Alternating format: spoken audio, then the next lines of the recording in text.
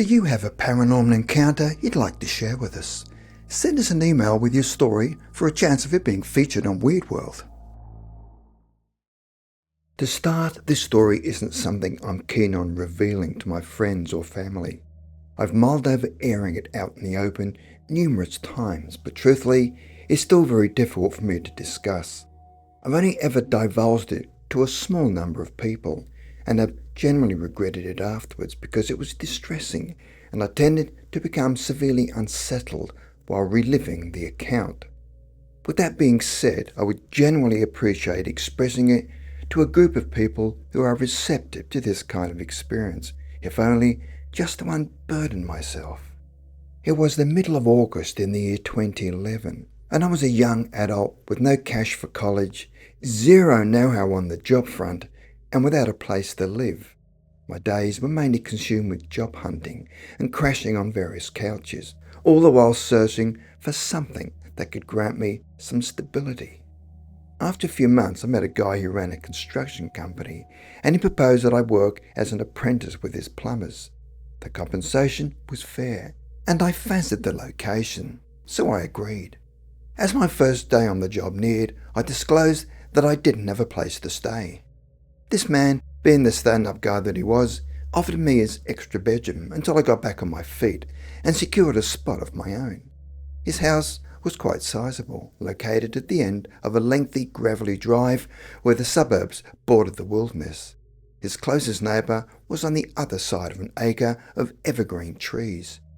We hit it off well and had dinner together every night. Since he lived alone, it was effortless to get accustomed to the arrangement.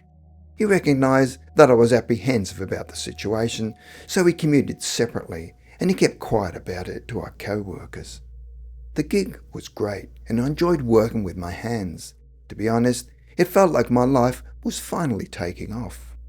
About 3 weeks later, at the start of September, I began having dreams about a strange noise in the middle of the night. It would gradually intensify until it was intolerably loud. The noise is difficult to describe, but it was sort of mechanical and fluctuating.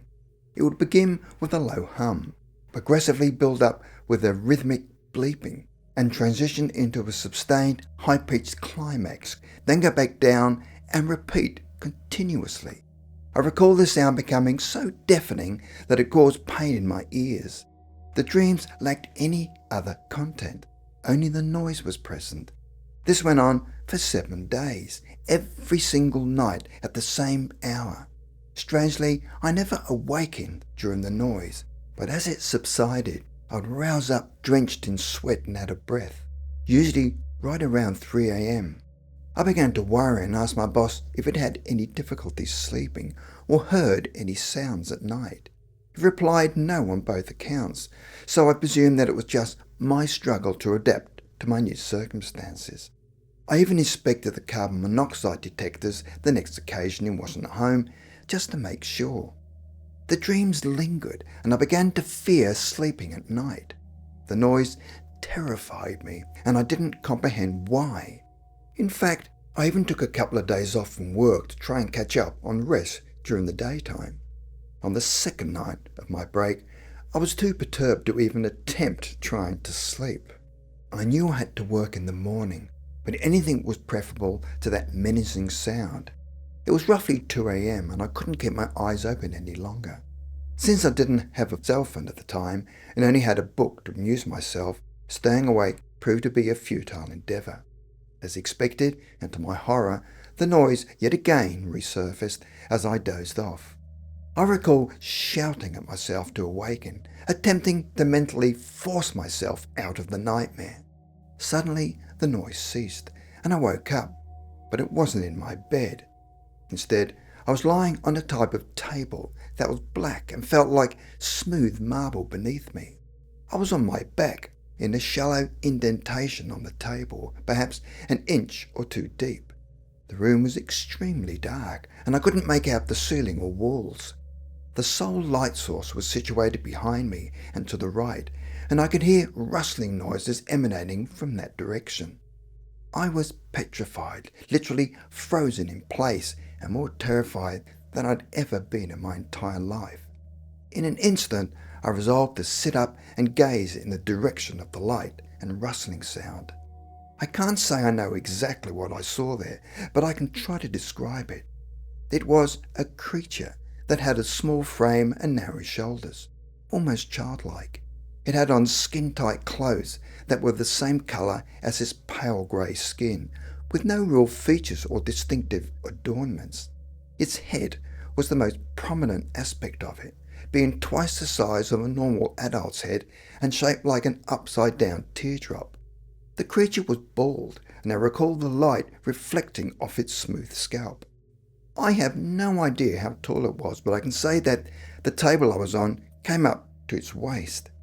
Suddenly, it turned to face me and appeared surprised to see me sitting up. Its eyes were completely black and about the size of small apples. However, I couldn't make out a nose. Its mouth had thin lips, only about half the size of a human's. The being swiveled its head, and I saw it was fiddling with some bright screen, but it was a blur and I didn't catch what it was doing. At that moment, my instincts told me to flee or fight. I jolted myself to get off the table and escape, but before I could run, the being picked up a black stick, plain and featureless, from a nearby spot and lightly tapped my lower right belly with it. The sudden pain was unbearable, but it was more heightened and distinctive than any pain I've experienced before. It was a terrible, agonizing, suffocating, nauseating and disorientating feeling that made me tremble. The last thing I remembered was that excruciating pain. When I came to, it was around 4 a.m. and my lower belly still ached. I lifted my shirt and noticed a purplish-red mark that quickly disappeared, the pain along with it. I phoned my brother and burst into tears. I was in a complete panic and scared out of my mind. I lost all control and spilled everything that had happened to me. I'm not proud of my reaction, but it felt like only moments before that I was in genuine danger. My brother thought I was having a mental breakdown, which I guess I was, and he talked me through it. I called in sick to work again. My boss later mentioned he heard me freaking out on the phone. I told him it was a family emergency and left it at that. I haven't heard the noise again since that night. I don't have any pictures, videos, or audio recordings to present. The only thing I have is the story of my account. I know that many people here will probably dismiss it as nonsense, but the truth is, it was the most terrifying ordeal of my life.